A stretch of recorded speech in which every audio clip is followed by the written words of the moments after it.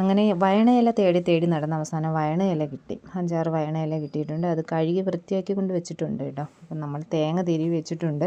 അപ്പം വയണയപ്പം ഉണ്ടാക്കാൻ വേണ്ടിയിട്ട്. അപ്പം ശർക്കര പാനി കാച്ചി വെച്ചിട്ടുണ്ട് ചൂട് കുറയാനായിട്ട്.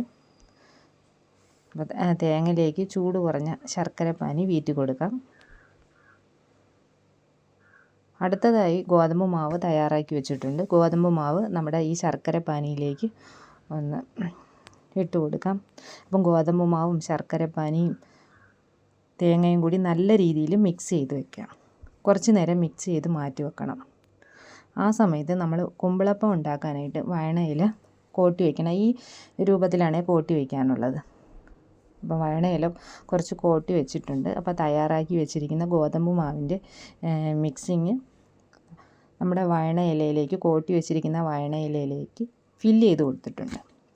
അപ്പോൾ ഫില്ല് ചെയ്ത് വെച്ചിട്ടുണ്ട് നമ്മുടെ ഗോതമ്പ് മാവ് വയണയിലയിലേക്ക്. അപ്പോൾ ഭയങ്കര മണം വരുന്നുണ്ട് കേട്ടോ. ഈ വയണയില എടുക്കുമ്പോൾ തന്നെ ഒരു പ്രത്യേക മണമുണ്ട്. ഈ സമയത്ത് ഇഡ്ഡലി കൂട്ടത്തിലേക്ക് ഫില്ല് ചെയ്ത് വെച്ചിരിക്കുന്ന ഗോതമ്പ് മാവ് സ്റ്റീം ചെയ്യാനായിട്ട് വെച്ച് കൊടുത്തിട്ടുണ്ട് കേട്ടോ. അപ്പോൾ നല്ല രീതിയിൽ സ്റ്റീം ചെയ്തതിന് ശേഷം ഒരു ചില്ല് പാത്രത്തിലേക്ക് കുമ്പിളപ്പം മാറ്റിയിട്ടുണ്ട്. ഇപ്പോഴും ഞാൻ കട്ടൻ ഇട്ടുകൊണ്ട് വന്നിട്ടുണ്ട്. കട്ടൻ ഒരു ഗ്ലാസ്സിലേക്ക് ഒഴിച്ച് കൊടുത്തിട്ടുണ്ട്. അപ്പോൾ ശർക്കരയല്ല ഉപയോഗിക്കുന്നത്, ശർക്കരയാണ് ഉപയോഗിക്കുന്നത്. അപ്പോൾ നിങ്ങൾക്കും ഈ വീഡിയോ ഇഷ്ടപ്പെട്ടിട്ടുണ്ടെങ്കിൽ ഇതുപോലെ ഒന്ന് ട്രൈ ചെയ്ത് നോക്കണേ.